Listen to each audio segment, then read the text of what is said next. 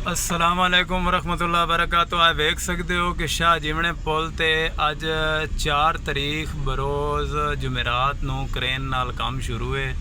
बंद वड्डा किया जा रहा है। मतलब इसका यह है कि पानी आ रहा है। कोई आखे ना अगर पानी नहीं आ रहा तो पानी आ रहा है। क्रेन काम शुरू की खली है तो सुनने च आ रहा है पानी अन करीब कल परसों तक आ जाना है। छोटा बंद पिछली दफ़ा चढ़िया है तो उस ते पानी तरन लग गया है। हुण तुसीं वेख सकते हो कि पर पानी तो घट गया है मगर बंद बनाया जा रहा है। बंद बनाने का मकसद ते अंदाज़ा ये हो रहा है कि पानी होर ज़्यादा भी आ रहा है। पिछे तुसीं वेख सकते हो कि पानी घट गया है मगर पानी आने के चांस हैं।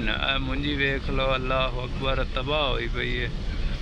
तो बस अल्लाह तू दुआ मंगने कि अल्लाह बचाई रखे। ए लोग माल जानवर अपने बाहर लैके आ रहे हैं। लोग सारे जानवर अपने बाहर लैके आ रहे हैं। डीसी जंग दरियाए चनाब वाले ने आर्डर कर दिता है भी पानी आ रहा है, लिहाजा अपना माल मवेशी बाहर कढ़ो। फसलें बचने के चांस नहीं नज़र आ रहा है। अल्लाह को इस्तगफार करिए। तो क्रेन एक और भी आ रही है। इस बंद ते काम शुरू है।